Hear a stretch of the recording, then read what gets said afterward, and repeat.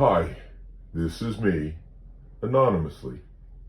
This is a first of its kind series where I share a portion of my life unedited. For me to be able to do this, I have to stay anonymous, and I will also unfortunately have to keep the names of everyone involved in this story also anonymous.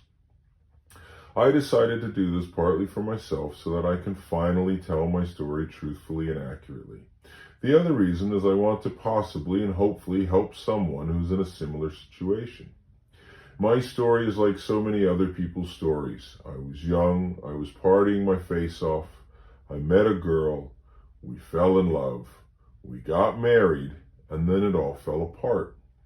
I'm hoping to show anyone listening that even though everything fell apart as badly as it did, that there is still a light at the end of the tunnel if you can get there. At this point, I still haven't gotten to the light at the end of my tunnel, but I think I can see it off in the distance. With that being said, hi, this is me, anonymously.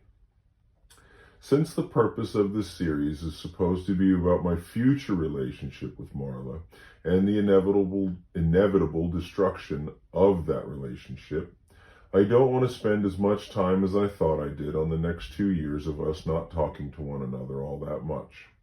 From April of 2002 until about June of 2004, Marla and I, for the most part, lost contact.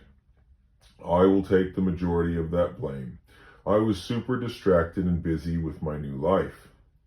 For the next 2 years or so, I spent my time studying and working towards my new future career. So during the days I worked a lot, and at night I drank and partied and womanized as much, if not more, than before.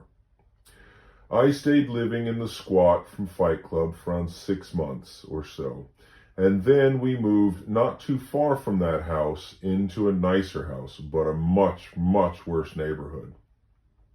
I was drinking about a fifth of Jack Daniels a day, plus as many Coronas as I could put down. I was dating as many women as I could and getting into fights almost nightly. Now, in May of 2003, I experienced something quite life-changing, and not too long after that, I moved out of that house in the bad neighborhood and ended up moving into a much nicer house in the suburbs.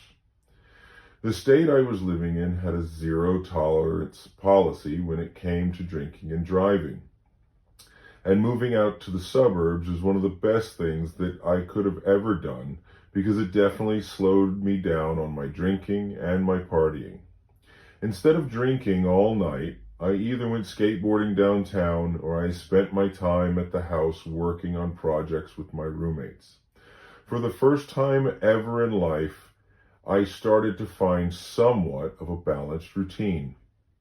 We still went out and partied and drank, but now it was only a couple times a month rather than every single night.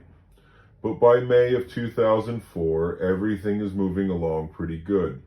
I had totally fallen in love with this woman, and she absolutely shredded me a few months earlier. She played the game brilliantly, and I fell for it. So because of that, I was definitely trying to keep my head down and trying to stay away from women in general. Then, one day on my way to work, I get a call from my father. He tells me that Blanche has somehow gotten a hold of his number, called him, and was asking for my number so she could give it to Marla.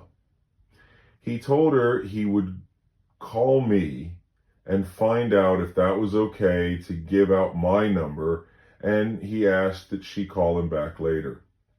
I told him it was fine, and within an hour, Marla and Blanche were on the phone, and we were talking for the first time in a long time. Turns out, Marla had to fly to the West Coast for some work, and on her way, she wanted to see me on her layover. I said that would be awesome, and we made plans for her to have a layover and come visit me.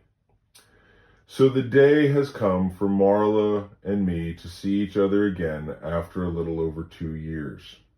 We've had almost no contact over that time, and I am at work and absolutely nervous and sweating and freaking out. I never thought that I would ever see her again. I stood on the balcony, pacing back and forth, wondering if I would recognize her. I looked over the parking lot, and there she was, trying to figure out where I was. I knew it was her because of that hair. I loved her hair. I wish I could explain why, but if I do that, some of the anonymous won't be so anonymous. I watched her walk through the neighborhood from one business to the next until she figured out where I was, and then I watched her walk across the street, walk through the parking lot, and in through the front door. I was an absolute wreck. I was panicked. She walked into the business downstairs, and then I could hear her walking up the stairs, and then she grabbed a hold of the doorknob, and again, I was about as nervous as I had ever been.